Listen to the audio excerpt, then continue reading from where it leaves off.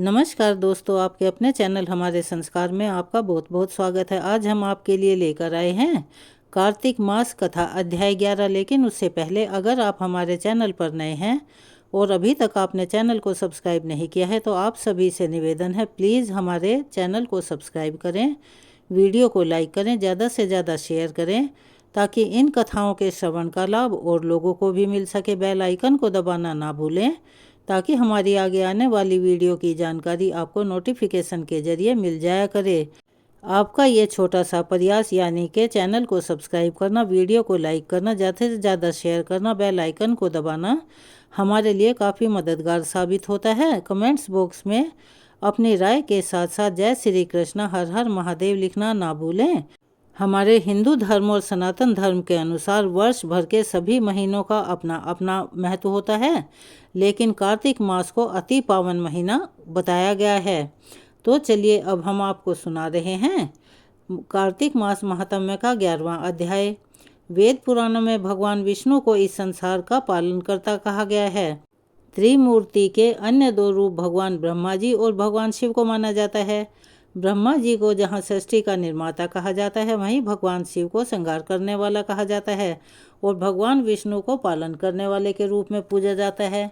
तो चलिए हम आपको आज एक ऐसी कथा सुनाने जा रहे हैं जिसमें कि इंसानों के बीच में ही रूठना मनाना और रोना नहीं होता, देवताओं के बीच में भी होता है। भगवान विष्णु और माँ लक्ष्मी जी की एक ऐसी कथा जब भगवान विष्णु माँ लक्ष्मी जी की कही हुई किसी बात पर रोने लगे थे। आखिरकार उसका कारण क्या था? तो चलिए अब हम आपको सुना रहे हैं। कार्तिक मास में भगवान विष्णु और माँ लक्ष्मी जी की यह एक सुंदर और रोचक कथा और बड़ी अद्भुत भी है। पौराणिक कथा के अनुसार एक बार भगवान विष्णु जी शेषनाग पर बैठे बैठे उदास हो गए। उन्होंने मृत्यु लोक पर यानी कि धरती लोक पर जाने का विचार बना लिया। धरती पर जाने का मन बनाते ही विष्णु भगवान जाने की तैयारियों में लग गए। अपने स्वामी को इस तरह तैयार होता देखकर देवी लक्ष्मी ने उनसे पूछा कि हे स्वामी, आप कहाँ जाने की तैयारियों में लगे हुए हैं? तब उत्तर में भगवान विष्णु ने कहा, हे लक्ष्मी, मैं धरती लोक पर घूमने जा रहा हूँ। यह सुनकर माँ लक्ष्मी जी का भी मन धरती पर जाने को हो गया और उन्होंने श्री हरि से इसकी आज्ञा मांगी। तब माँ लक्ष्मी द्वारा बार बार प्रार्थना करने पर भगवान विष्णु कहने लगे, तुम मेरे साथ चल तो सकती हो, लेकिन मेरी एक शर्त है। तुम धरती पर पहुंचकर उत्तर दिशा की ओर बिल्कुल भी मत देखना, तभी मैं तुम्हें अपने साथ लेकर जा सकता हूँ। यह सुनते ही माँ लक्ष्मी ने हाँ तो कर दी, लेकिन उनके मन में तो उथल पुथल मच गई और विष्णु भगवान के साथ धरती लोक पर जाने के लिए तैयार हो गई। माँ लक्ष्मी जी और भगवान श्री विष्णु सुबह सुबह धरती लोक पर पहुंच गए। जब वे धरती लोक पर पहुंचे तब सूर्य देवता उदय ही हुए थे और रात्रि में बरसात हुई थी, जिस कारण चारों ओर हरियाली ही हरियाली थी। धरती बहुत ही सुंदर दिखाई दे रही थी, जिसके कारण माँ लक्ष्मी जी मंत्रमुग्ध होकर धरती के चारों तरफ देखने लगी और भूल गई कि पति को मैंने क्या वचन देकर आई हूँ। अपनी नज़र घुमाते हुए उन्होंने कब उत्तर दिशा की तरफ देख लिया, उन्हें पता भी नहीं चला। मन ही मन इतना मुग्ध हो गई कि माँ लक्ष्मी जी ने जब उत्तर दिशा की तरफ देखा तो उन्हें वहाँ एक बहुत ही सुंदर बगीचा यानी खेत नजर आया। उस ओर से भीनी भीनी खुशबू आ रही थी और उस बगीचे में बहुत सुंदर सुंदर तरह तरह के फूल खिले हुए थे। फूलों को देखते ही माँ लक्ष्मी बिना सोचे समझे उस बाग में बगीचे में चली गई और एक सुंदर सा फूल तोड़कर ले आई और फूल तोड़ने के बाद जैसे ही माँ लक्ष्मी जी ने भगवान विष्णु के पास वापस लौट कर आई, तब भगवान विष्णु की आंखों में आंसू आ गए। माँ लक्ष्मी जी के हाथ में फूल देकर भगवान विष्णु कहने लगे, हे देवी, कभी भी किसी से बिना पूछे उसका कुछ भी नहीं लेना चाहिए।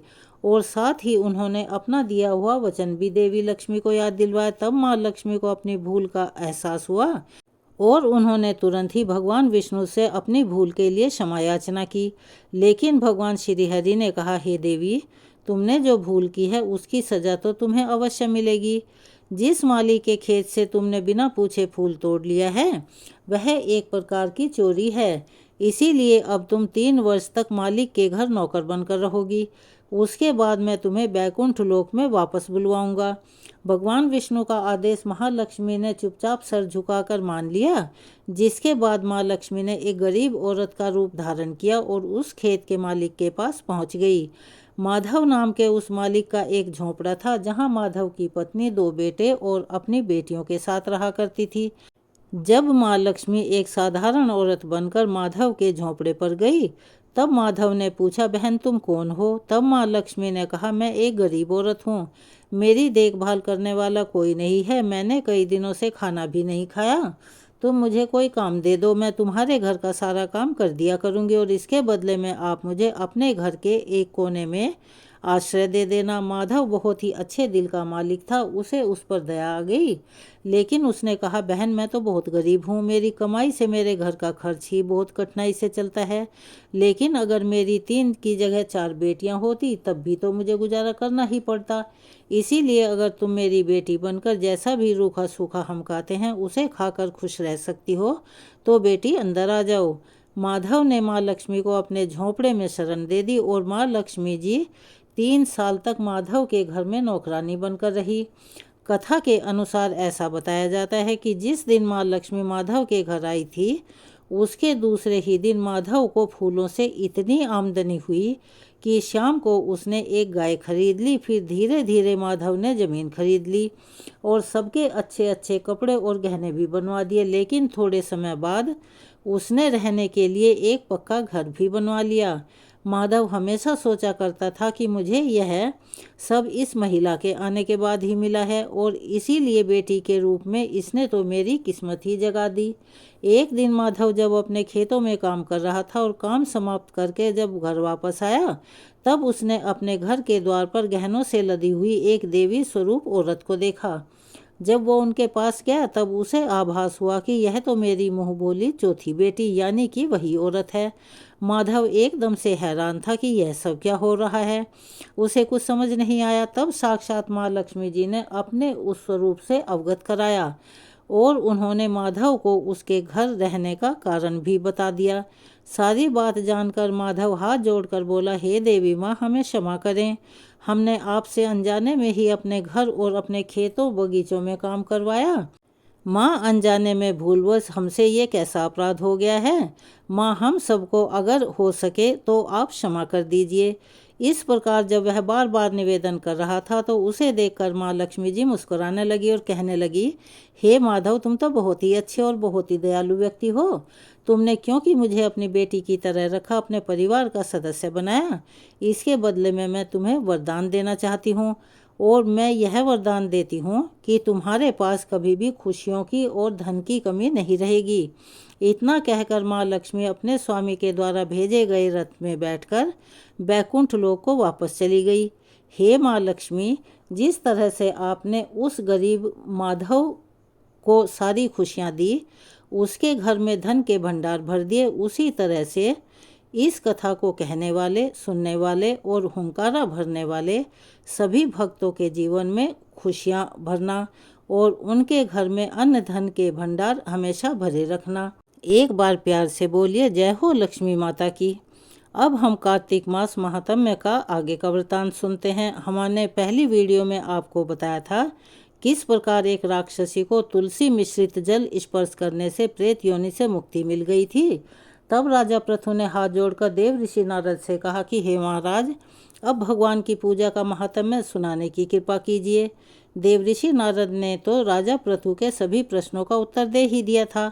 जब राजा पृथु ने इस प्रकार निवेदन किया तब देव ऋषि नारद वीणा बजाते हुए बोले, नारायण नारायण कहकर कहने लगे कि हे राजा पृथु, जो मनोविनोद अर्थात हंसी में भी भगवान का भजन कर लेता है उसको भी परम पद प्राप्त हो जाता है और जो श्रद्धा युक्त होकर भजन करता है उसके महात्म्य का तो वर्णन ही नहीं किया जा सकता। इस संबंध में हे पृथु, मैं एक अति प्राचीन इतिहास तुम्हें सुनाता हूँ, ध्यान से सुनो। तब देव ऋषि नारद कहने लगे, कलिंद पर्वत पर दीर्घपुर नामक नगर में सुबाहु नामक एक अत्यंत धर्मात्मा राजा राज्य करता था। वह प्रजा का पुत्र के समान पालन करता था और उसकी प्रजा भी उससे बहुत प्रेम करती थी।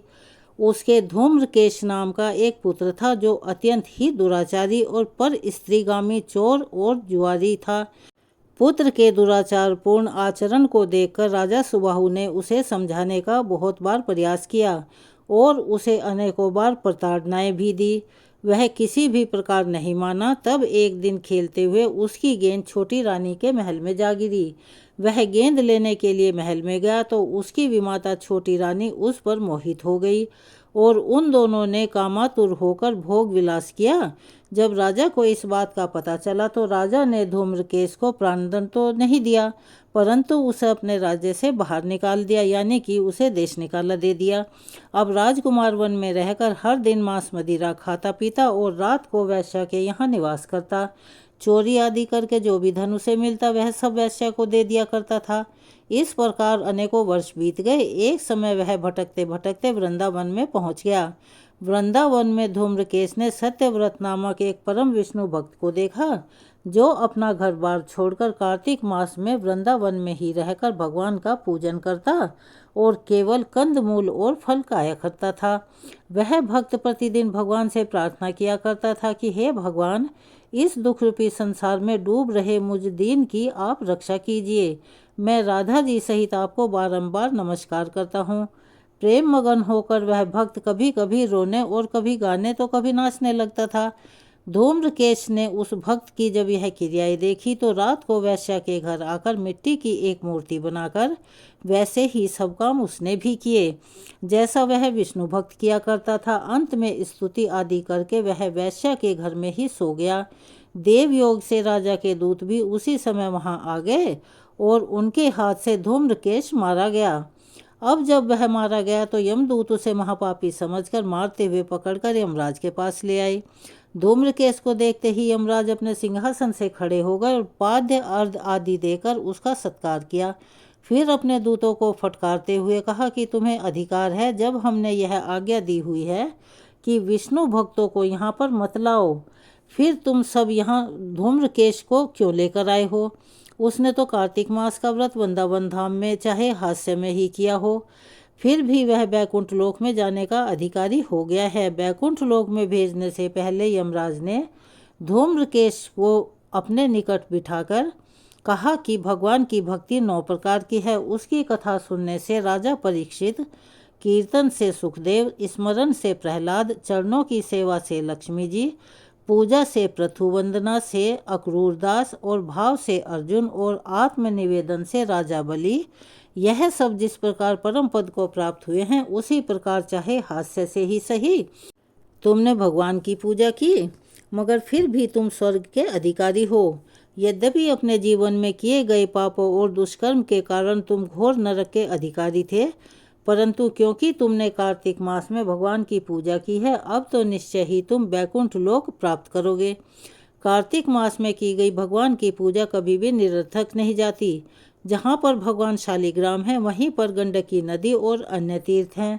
धूम्रकेश को शास्त्रों का कुछ भी ज्ञान नहीं था, इसीलिए उसने हाथ जोड़कर यमराज से पूछा कि हे स्वामी, भगवान सभी नदियों को छोड़कर गंडकी को कैसे प्राप्त हुए, कृपा करके मुझे यह बतलाइए। तब यमराज कहने लगे, किसी समय वेदशिरा नामक ऋषि सब लोगों के हित की कामना से गंगा जी के तट पर तपस्या कर रहे थे। उनके इस घोर तप से भयभीत होकर देवराज इंद्र ने ऋषि की तपस्या भंग करने के लिए मंजू घोषा नाम की अप्सरा को भेजा। मंजू घोषा उस समय रमण स्थान में क्रीड़ा करती हुई अपने रूप और यौवन का प्रदर्शन करके हाव भाव दिखाने लगी। फिर उसी स्थिति में उसने मुनि के चरणों का स्पर्श किया तो उनके रोमांच हो आया। तत्पश्चात मुनि को अपने वशीभूत जानकर मंजू घोषा ने अपनी दोनों भुजाएं उनके गले में डाल दी। तब क्रोधित होकर मुनि ने श्राप दे डाला कि तुम मुझे इस संसार सागर में डालने को तत्पर हुई हो, इसीलिए तुम नदी बन जाओ। मुनि का श्राप सुनकर मंजू घोषा रोने और बिलखने लगी। उसने प्रार्थना करते हुए मुनि से कहा, हे मुनि, मैं श्राप के योग्य नहीं हूँ, आप मुझे क्षमा कर दीजिए। तब उसकी प्रार्थना से द्रवित होकर मुनि ने कहा कि जिस समय भगवान विष्णु वृंदा से के श्रापवश शिला रूप होकर तुम में अर्थात गंडकी में स्थित होंगे, तब तुम भगवान को धारण करने वाली होगी। इस प्रकार मेरे द्वारा दिया गया यह श्राप तुम्हारे लिए वरदान से भी अधिक श्रेष्ठ सिद्ध हो जाएगा। अंत में यमराज ने कहा, हे राजकुमार, अब तुम विष्णु लोक को जाओ। तब धूम्रकेश सुंदर विमान में बैठकर बैकुंठ लोक को चला गया। वहाँ हरि चरणों में स्थान मिल गया। यह सब धूम्रकेश द्वारा कार्तिक मास में मात्र एक दिन पूजा करने का परिणाम था। यह कहकर नारद जी ने कुछ समय के लिए अपनी वाणी को विराम दिया। तो आज के अध्याय को हम यहीं पर विराम देते हैं। चलिए प्यार से बोलिए जय श्री कृष्णा। और अब हम अपने नियम के अनुसार करेंगे तुलसी चालीसा का पाठ, जो कि कार्तिक मास में करने से अत्यंत पुण्य की प्राप्ति होती है और शुभ फलदायी माना गया है। जय जय तुलसी भगवती सत्यवती सुखदानी, नमो नमो हरि प्रेयसी श्री वृंदा गुण खानी, श्री हरि शीश विराजिनी देहु अमरवर अम्ब, जनहित हे वृंदावनी अब न करहु विलंब। धन्य धन्य श्री तुलसी माता, महिमा अगम सदा श्रुति गाता, हरि के प्राणहु से तुम प्यारी, हरि ही हेतु कीन्हो तप भारी, जब प्रसन्न है दर्शन दीन्हो, तब कर जोरी विनय उस कीन्हो। हे भगवंत कंत मम होऊ, दीन जानि जनि छाड़हु छोहू, सुने लक्ष्मी तुलसी की बानी, दीन्हो शाप कद्ध पर आनी। उस अयोग्य वर मांगन हारी, होऊ बिटप तुम जड़ तनुधारी, सुने तुलसी ही शप्यो तेहि ठामा, करहु वास तुहु नीचन धामा। दियो वचन हरि तब तत्काला, सुनहु सुमुखि जनि होऊ बिहाला, समय पाई विहोरो पाती तोरा, पूजी हो आस वचन सत मोरा। तब गोकुल मह गोप सुदामा, तासु भई तुलसी तू बामा। कृष्ण रास लीला के माही, राधे शक्य प्रेम लखी नाही, दियो श्राप तुलसी ही तत्काला, नरलोक ही तुम जन्म हुबाला।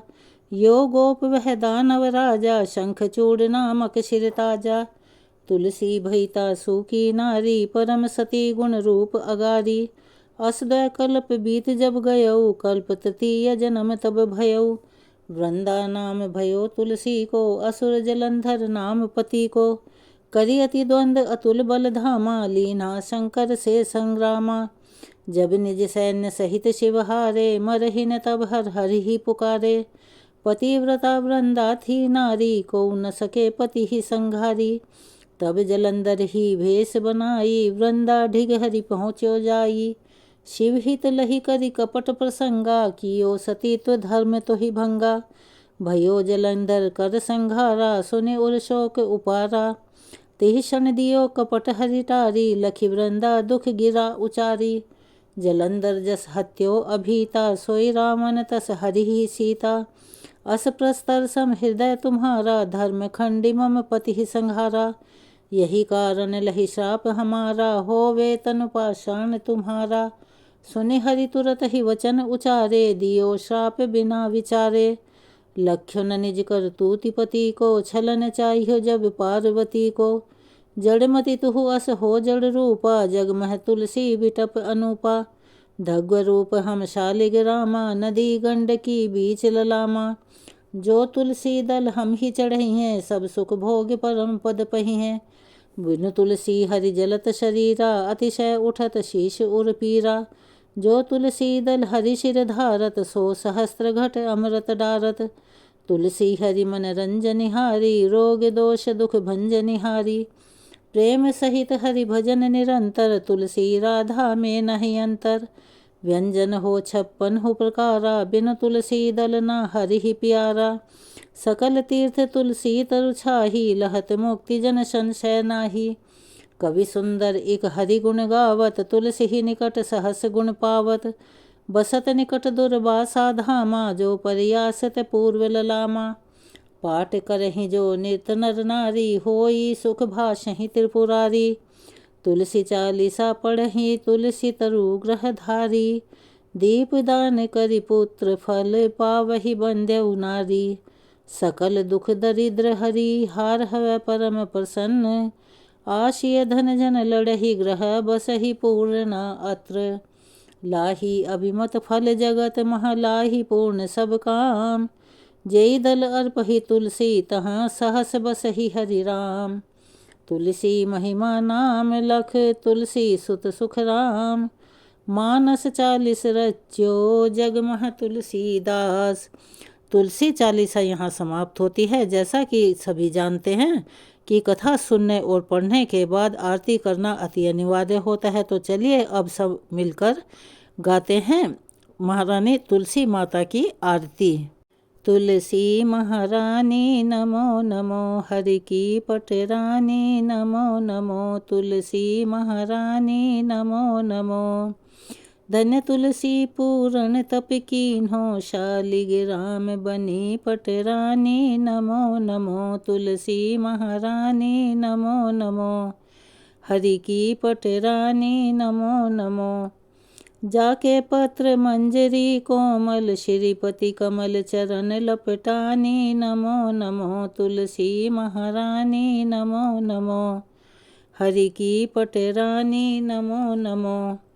कौन महीने बोई रानी तुलसा, कौन महीने हुई हरियाली नमो नमो, तुलसी महारानी नमो नमो, हरि की पटरानी नमो नमो। कौन महीने हुई तेरी पूजा, कौन महीने हुई पटरानी नमो नमो, तुलसी महारानी नमो नमो। आषाढ़ मास में बोई रानी तुलसा, सावन महीने हुई हरियाली नमो नमो, तुलसी महारानी नमो नमो, हरि की पटरानी नमो नमो।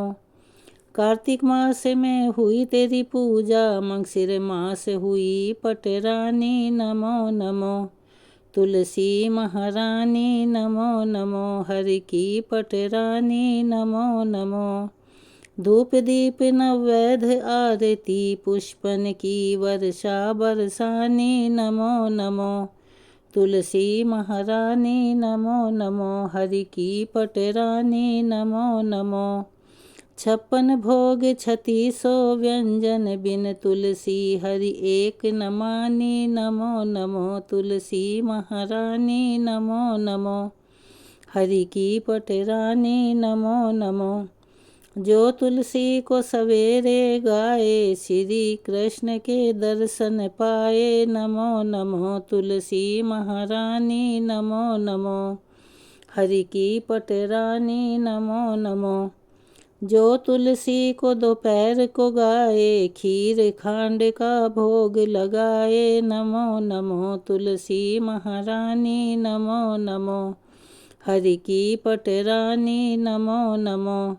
जो तुलसी को सांझ को गाए, श्री कृष्ण की आरती उतारे नमो नमो, तुलसी महारानी नमो नमो, हरि की पटरानी नमो नमो।